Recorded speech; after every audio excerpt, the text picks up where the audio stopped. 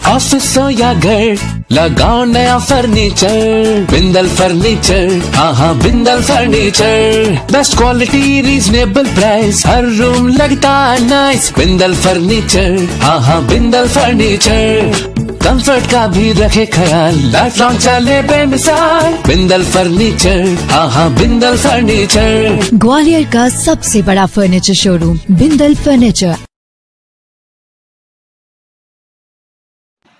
ग्वालियर में राज्यसभा सांसद ज्योतिरादित्य सिंधिया ने दी 5 एम्बुलेंस की सौगात। यहाँ बता दें कि ग्वालियर में ज्योतिरादित्य सिंधिया ने आज मोती महल परिसर में कलेक्टर कौशलेंद्र विक्रम सिंह को ग्वालियर शहर के लिए 5 एम्बुलेंस सौगात में दी है। ज्योतिरादित्य सिंधिया ने कहा, ग्वालियर में अभी कोरोना तीसरी लहर का भी आगमन हो सकता है।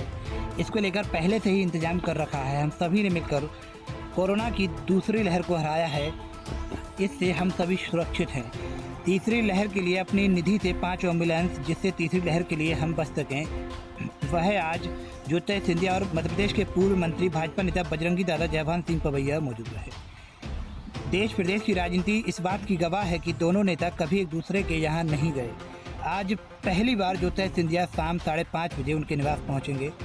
हालांकि आपको यह ज्ञात हो कि पवैया के पिताश्री का निधन 20 अप्रैल को हुआ था, तो सिंधिया अब उनके यहाँ सत्तावना देने सामान्य शिष्टाचार के तहत जा रहे हैं। एवं सिंधिया के एक खास समर्थक ने फोन करके पवैया के यहाँ उनके पहुँचने की सूचना दी है। ग्वालियर से अतुल राठौर की रिपोर्ट। आज जो मैं धन्यवाद देना चाहता हूँ,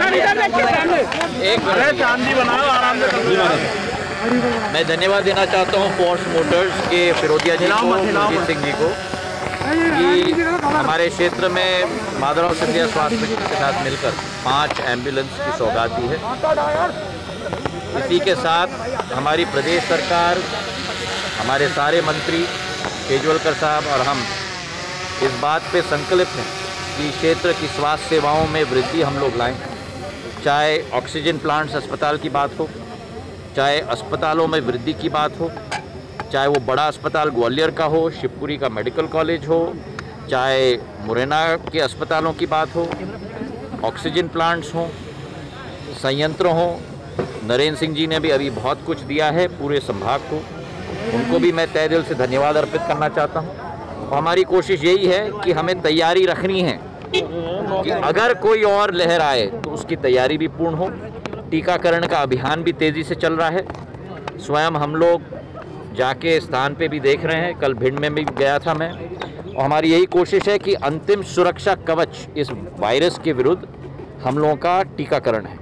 और दिसंबर तक हमारी सरकार संकल्पित है नरेंद्र मोदी जी के नेतृत्व में कि 216 करोड़ वैक्सीन लगेंगी देश में, और 18 से ऊपर हर व्यक्ति को वैक्सीनेशन हो पाए, यही हमारी कोशिश है।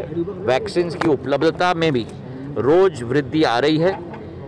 परसों तक करीब 150 करोड़ की वैक्सीन की कॉन्ट्रैक्ट्स भी पूर्ण रूप से तैयार हो चुकी थी, और बाकी 67 करोड़ के लिए भी आने वाले दिनों में जल्द से जल्द तैयारी की जाएगी। सर, एक मार्क हॉस्पिटल का आपने जिक्र किया, किस तरह का मॉड्यूल तैयार करने की मार्क हॉस्पिटल में मैंने आपको कहा था कि सीएम शिवराज सिंह जी, शेजवलकर साहब, मैं, नरेंद्र सिंह जी, हम लोग सब संकल्पित हैं कि वहाँ निजी क्षेत्र का अस्पताल लगना चाहिए।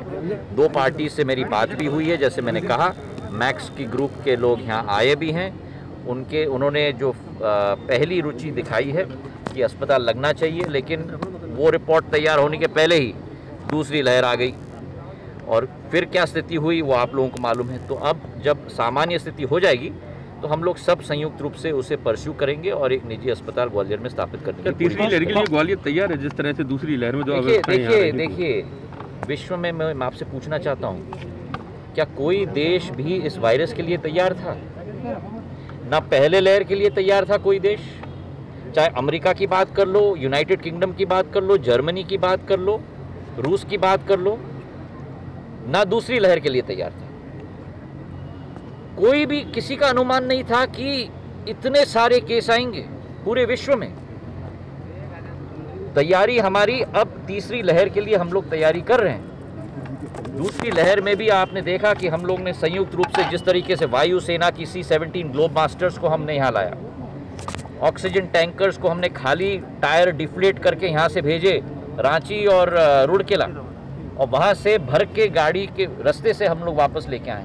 और जिस तरह हर रात को 2 बजे तक मैं मॉनिटर कर रहा था कि अगले दिन की ऑक्सीजन सप्लाई कैसी आ रही है, मोदी नगर से, रूरकेला से और रांची से। तो हमारी तैयारी पूरी होगी, कोशिश होगी ऑक्सीजन के लिए भी, अस्पताल के लिए भी, बच्चों के लिए भी, टीकाकरण भी, सब फ्रंट्स पे मुख्यमंत्री पूर्ण रूप से संकल्पित हैं। आज भी, कल भी वीसी ली उन्होंने 4:30 बजे से, परसों भी ली जब मैं भोपाल में था, आज भी ले रहे हैं, हर दिन ले रहे हैं तैयारी के लिए। कांग्रेस के लोग पेट्रोल और डीजल को लेकर पूरे देखिए, जो लोग मुद्दा उठाना चाहते हैं वो तो आपत्ति में भी मुद्दा ढूंढ रहे हैं। ये कांग्रेस की स्थिति हो गई है।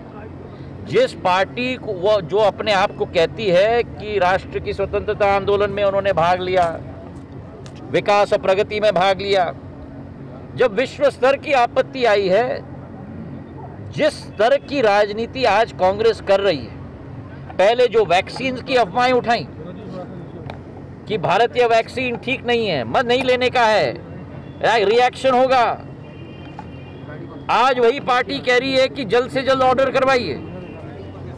ये चट भी मेरी पट भी मेरी कांग्रेस की कब तक चलती रहेगी? और देश की जनता जब संकट में है तब भी संकट में राजनीति करना, मैं समझता हूँ इससे निम्न स्थिति नहीं है। महंगाई को लेकर आपका क्या रुख? महंगाई देखो, राष्ट्र स्तर पर वर्तमान में आर्थिक मुद्दा विश्व स्तर पर आज आसीन हो चुका है। विश्व का कोई देश भी इस संकट से दूर नहीं है, हर देश जूझ रहा है।